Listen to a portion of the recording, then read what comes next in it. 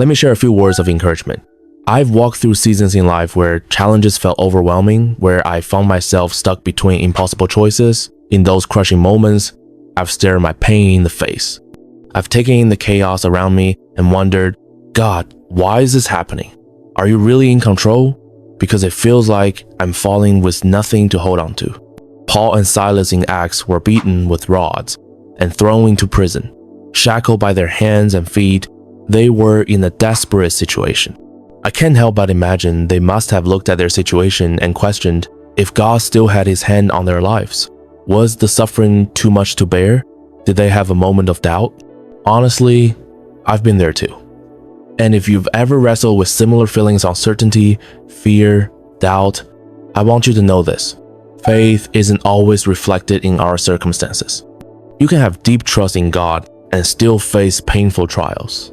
The presence of trouble doesn't mean the absence of faith. Sometimes our most difficult experiences carry a divine purpose. Maybe it's so you can witness God making a way where there seems to be none. Maybe it's to show his healing power. Perhaps it's to bring him glory in your life. Whatever the reason, take heart, your struggle is not meaningless. Paul and Silas had no chance of escape. Wounded, shackled, imprisoned, but their suffering wasn't wasted. Would they have known that God breaks chains if they had never been chained? Would they have known he shatters strongholds if they were never imprisoned? Their pain revealed God's power. So take courage, this season has a purpose. No matter how bound or restricted you may feel, God can bring you out if you continue to trust him. Don't let what you see around you shake the foundation of your faith. Psalm 34:19 says, "Many hardships and perplexing circumstances confront the righteous, but the Lord rescues him from them all." This verse is powerful. It reminds us that, as believers, we aren't promised ease. In fact, quite the opposite, we're promised God's rescue. Trouble can take many forms, and living in this world, difficulty is inevitable, perhaps even more so for Christians. In John 15:18-21, Jesus warns us, "If the world hates you, remember it hated me first. If you belong to the world, it will love you as its own. But I have chosen you out of the world, this is why it hates you." He goes on to say that just as he was persecuted, so will we be. This hatred comes because the world does not know the one who sent him. So, how should we respond to the world's rejection? How do we endure persecution? Peter gives us a clear answer in the 1 Peter 4:13-16. Rejoice when you share in Christ's suffering, because you'll rejoice even more when his glory is revealed. If you're insulted for Christ's name, you're actually blessed because the Spirit of glory rests on you. Suffering for your faith isn't something to be ashamed of. It's a reason to praise God. If you endure hardship for following Christ, take strength from his word. You are blessed, and one day your faithfulness will be rewarded. When trials come, as they surely will, cling to this promise. Many are the afflictions of the righteous, but the Lord delivers him from them all. No matter the challenge, no matter the form of trouble, if you belong to God, you will overcome. What guidance does the Bible offer us about the world we live in?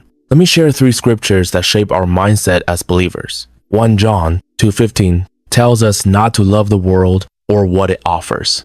If we do, the love of the Father isn't in us. Romans 12:2 urges us not to conform to the patterns of this world, but to be transformed by renewing our minds so we can discern God's will. James 4:4 states bluntly that friendship with the world is enmity with God. From these verses, we gather 3 essential truths. We must not love the world. We must not be shaped by it. And we must not align ourselves with it. Why? Because Satan has a strong influence over this world's values and beliefs. If you look at modern entertainment, media, and music through the lens of scripture, you'll see it's often shaped by things contrary to God. What God's word stands for is often in direct conflict with what the world promotes. In 2 Corinthians 4:4, the Bible tells us that the God of this world, Satan, has blinded the minds of the unbelievers, so they cannot see the light of the gospel that displays the glory of Christ, who is the image of God. This spiritual blindness keeps many trapped in deception. Those who are blinded cannot recognize how greed, fueled by the love of money, drives much of the corruption in our world. They can't see how sexual immorality is being embraced and normalized, even though the Bible clearly commands us to flee from such sin. As followers of Jesus, we are called to be in the world, but not of it. That means we live here, but we're not to adopt the world's values, standards, or behaviors. The way the world lives, what it accepts as normal, should not be what shapes our lives. The only way to resist being swept away by cultural trends and moral compromise is to fix our eyes firmly on Jesus Christ. When your gaze is on Christ, no force of darkness can blind you. The love you develop for Jesus overshadows any affection for worldly things. So we need to ask ourselves, are we truly different from those who don't believe? Are our desires and priorities distinct from the culture around us? Is our thinking transformed by God's word, or does it mirror the world's logic? We're called to be set apart. Our lives, our thoughts, and our priorities should reflect our heavenly citizenship. Romans 12:2 urges us to not conform to the patterns of this world, but be transformed by the renewing of our minds. That transformation means aligning every part of our lives with the will and the word of God. True disciples of Christ don't merely listen to God's word, they live it. Our commitment must go beyond words. It should be seen in our actions and choices. We must regularly hold ourselves up to the light of Scripture, evaluating whether our lives reflect God's standards. If we truly believe Philippians 3:20, which says, "Our citizenship is in heaven," then our mindset should be fixed on eternal things, things that are true, noble, pure, lovely, and praiseworthy. If we believe Matthew 16:26, what good is it for someone to gain the whole world, yet forfeit their soul? Then our life's pursuit is not about personal success at all costs, but about living in obedience to God. And if we're serious about Matthew 16:24, whoever wants to be my disciple must deny themselves, take up their cross, and follow me. Then our hearts should continually cry, less of me, Lord, and more of you. Living apart from the world means living fully for Christ, following Him, obeying Him, and dedicating ourselves to serving His kingdom. Don't let what you see with your natural eyes discourage you. Let God's word define your reality. It says He is a refuge in times of trouble. It says He is your shield and hiding place. It says, I will look to the Lord. I will wait for the God of my salvation, and my God will hear me. Your life and future are in God's hands. When life knocks you down, there's no better place to fall than into the arms of Jesus. Don't define yourself by a diagnosis, by financial hardship, or by past mistakes. Remind yourself daily, God is my creator, and His plan for my life will not fail. He knows your beginning and your end. He has ordered your steps, and no matter the season, you are never alone. So, get to the place where you can confidently say, Lord, I trust you. My life is in your hands. He tells you to be anxious for nothing. He knows even the number of hairs on your head. So rest in that truth, surrender fully to His will. There are times in life when we face trials so confusing, so overwhelming, that we find ourselves asking, Lord, how is this going to work out for my good? We believe Romans 8:28, where it says, all things work together for the good of those who love God and are called according to His purpose. But when we're deep in hardship, it's not always easy to see that truth in action. If you're like me, you may have asked God, how long will I be in this season? When will the breakthrough come? Why is this happening now when things were already hard enough? You're not alone in these questions. Job surely wondered the same in his affliction. Joseph, after being betrayed by his brothers and unjustly imprisoned, must have questioned how any of it could be part of God's plan. God may be allowing discomfort to awaken the gifts inside you, to stretch your faith, or to break the dependency you've placed on comfort and predictability. Sometimes, in our pain, we fail to see what God is developing within us. Instead of asking, when will this end? Try asking, Lord, what are you teaching me here? Instead of fixating on the negative, focus on the promises of God. He who is in me is greater than he who is in the world.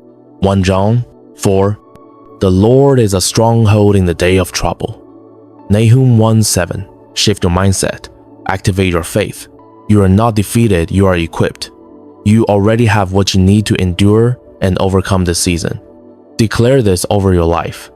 I am more than a conqueror. Romans 8:37. I overcome by the blood of the Lamb and the word of my testimony. Revelation 12:11. One of the most freeing things I ever heard came from my mother. No matter what I was going through, she would say, "Son, leave it to God." Simple, yet powerful. How often do we try to carry burdens God never intended for us to carry alone? Whatever weighs on your heart today, leave it at the feet of Jesus. Stop wrestling with it alone. The Shunammite woman is a powerful example of faith in the face of tragedy. After her promised child died, she journeyed to the prophet Elisha and, when asked about her situation, simply said, "It is well." Her faith did not crumble. Her confidence was not in Elisha, but in the God Elisha served. Her story teaches us to trust God's promises even when things seem hopeless, to take our deepest pain directly to God, believing He can restore what was lost, that when God speaks, He will act in His time for His glory. Maybe you feel you've lost years, opportunities, relationships, peace. The God we serve is a God of restoration. Joel 2:25-26 says, I will restore to you the years that the swarming locust has eaten. You shall eat in plenty and be satisfied, and praise the name of the Lord your God. Think of the man possessed by a legion of demons. Mark 5. One encounter with Jesus restored his mind, his peace, and his identity. Or the little girl Jesus raised in Mark 5:41-42. Everyone said she was dead, but Jesus spoke, and life returned. If your heart is crying, Lord, I need a breakthrough, I need favor, I need a new season, then hear this.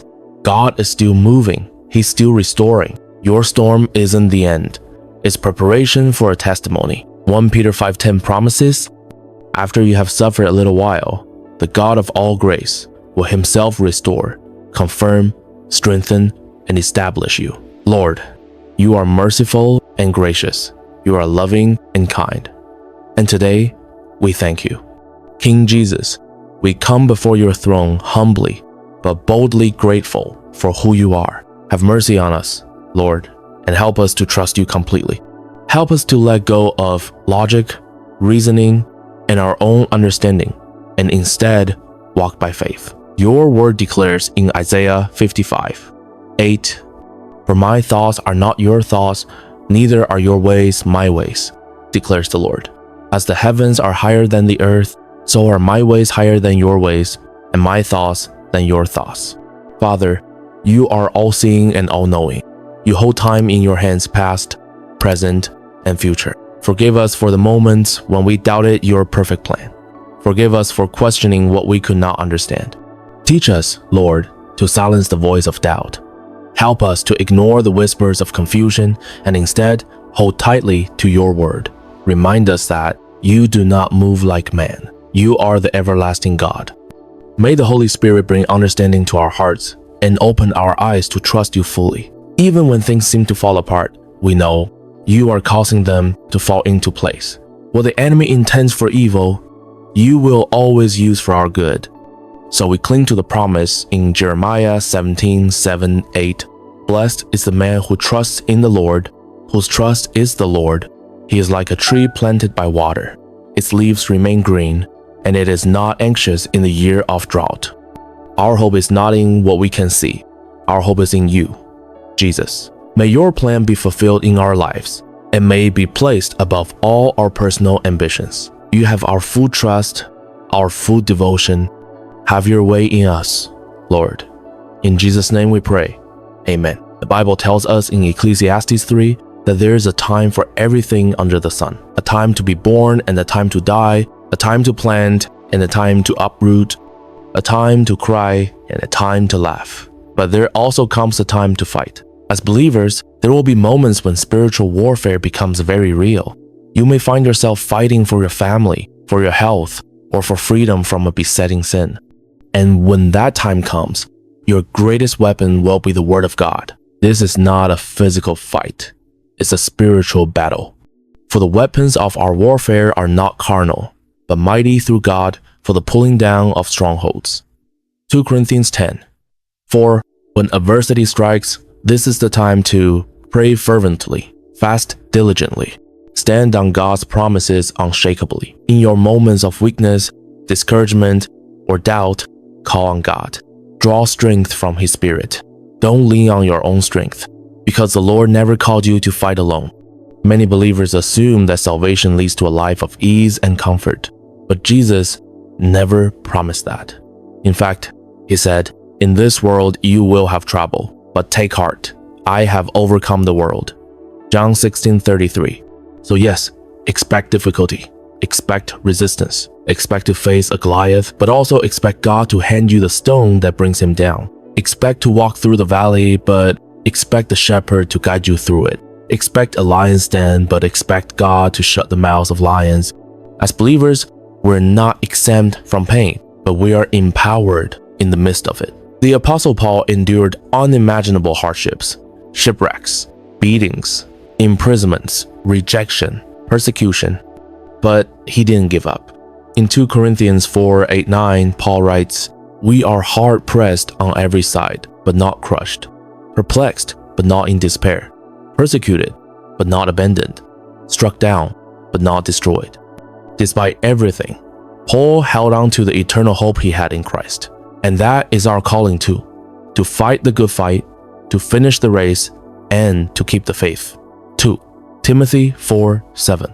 In Jesus' mighty name, I pray, Amen.